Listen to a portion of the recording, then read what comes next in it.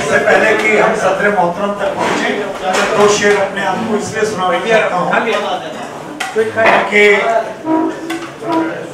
भाई साहब थोड़ा सा, अगर आप सिंह साहब जरा उनसे कहें खामोश उनकी खामोशी बात छोड़ दीजिए। सदर मोहतरम तक बात पहुंचाने के लिए दो तीन शेर अपने सुना रहा हूँ। मतलब जो है वो पंडिताई के लिए कि हमें भी उर्दू आती है, और उसके बाद शेर की आ गई है।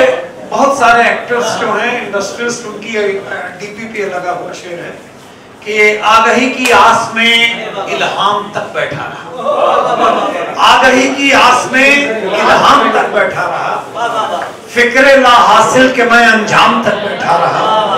अब वो शेर देखें कि बस दुकान के खोलते ही झूठ सारे बिक गए, बस दुकान के खोलते ही झूठ सारे बिक गए, एक तन्हा सच लिए मैं शाम तक बैठा। एक किताब तक पहुंचे। इस बज़्म के लायक कहता है कि आबले आबले हैं आसमां के पांव में, आबले हैं आसमां के पांव में, धूप सोई है शजर की छांव।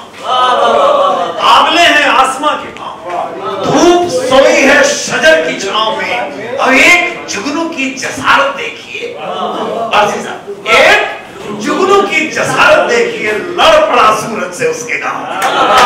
एक जुगनू की जसारत देखिए,